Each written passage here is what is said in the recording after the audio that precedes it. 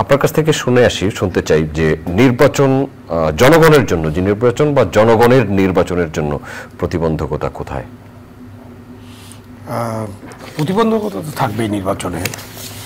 প্রতিবন্ধকতা অতীতে ছিল, এখন প্রতিবন্ধকগুলো দূর করতে হবে। তো প্রথম প্রতিবন্ধকতা হলো যে সরকারে যারা আছেন, এখন যারা সরকার পরিচালনা করছেন, তাদের মনোভাবটা কি, তাদের ইতিবাচক মনোভাব থাকতে হবে এবং তাদের পরিষ্কার কঠোর নির্দেশ থাকতে হবে যে নির্বাচনে কোনো রকম সুবিধা কাউকে দেওয়া যাবে না এবং লেভেল প্লেইং ফিল্ড থাকতে হবে।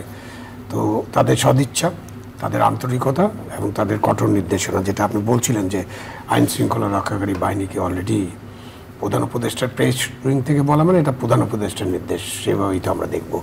তো প্রধান উপদেষ্টার নির্দেশটা হলো যে আইন শৃঙ্খলা বাহিনী যাতে ডিসেম্বরের মধ্যে সকল প্রস্তুতি নিতে পারে। তো এখন আইন শৃঙ্খলা বাহিনীর প্রস্তুতি দেখতে হবে। আপনি এখন আজকে শুনলাম, তারপর আপনি অবজার্ভ করেন যে আইন শৃঙ্খলা বাহিনী কেমন প্রস্তুতি নেয়।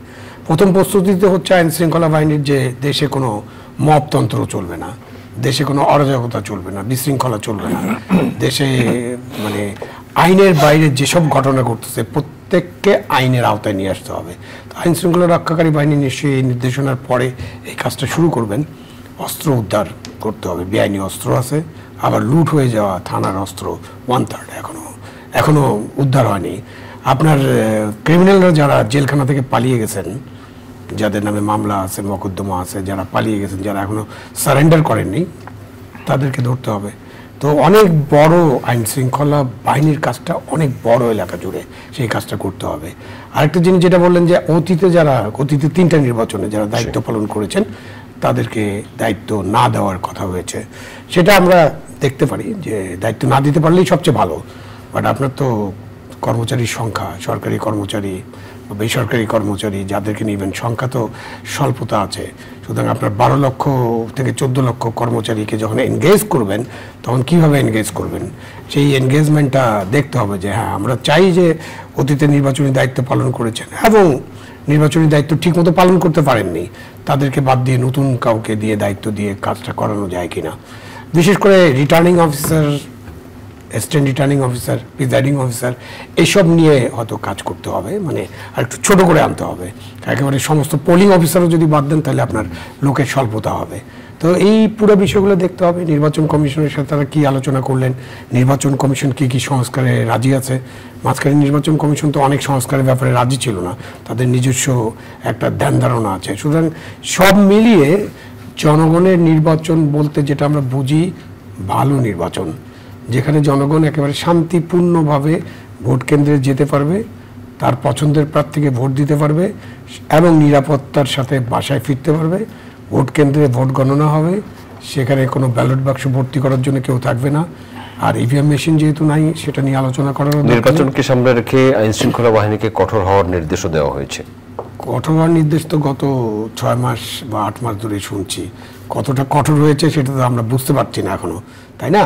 সুতরাং কঠোর হওয়ার নির্দেশ আছে এবং কঠোর হতে হবে। এই কঠোরতা আমরা দেখতে পাই, সেই কথাটি আমি বললাম। আইনের বাইরে যেই হোক, তার পরিচয় যাই হোক, তাকে আইনের আওতায় নিয়ে আসে। আইনের বাইরে বেআইনি কাজ করলেই আইনের আওতায় আনতে হবে। তো সেই কঠোরতা আমরা 7 দিন 10 দিন দেখি, তারপরে না আরেকদিন 15 দিন পরে যখন আলোচনা আসবো, তখন আপনি আমাকে জিজ্ঞাসা করবেন যে ওই যে কঠোরতা বলছিল, আপনি কতটা কঠোরতা দেখতে পেয়েছেন, এর মধ্যে কী কী ঘটে, এটা আমরা দেখি। প্রত্যেক দিন তো বাংলাদেশে নানান ঘটনা ঘটে, নানান নিউজ থাকে।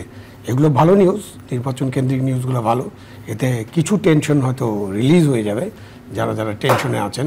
এর মধ্যে কিন্তু জামাতে ইসলামের একটা বড় গ্যাদারিং করার কথা 19 তারিখে, এবং তারা পিআর পদ্ধতি, নতুন একটা আলাপ, নতুন দাবি।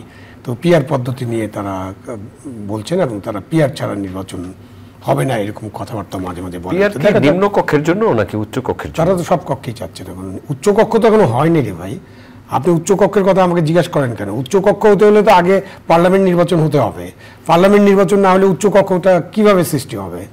পার্লামেন্টের মধ্য দিয়ে তো আপনি এই জিনিসটা তৈরি করবেন। আবার পিআর পদ্ধতিতে যদি যেতে হয়, সেটারও যদি অ্যাপ্রুভ করতে হয়, তাও তো পার্লামেন্টে করতে হবে। তাও পার্লামেন্টে যেতে হবে। সো আমাদের দেশে আমাদের রাজনৈতিক নেতাদেরকে, এবং যে এনসিপিরও একটা কথা বললেন যে তারা বলছে কি অন্য পক্ষে দাঁড়াবে তারা, তো আমাদের রাজনৈতিক নেতাদের একটু চিন্তা ভাবনা করে তো স্টেটমেন্ট দিতে হবে যে আমরা এই যে বিগত 10 বছর বা 16 বছর এই যে আন্দোলন, এই আন্দোলনের প্রধান ইস্যু কি?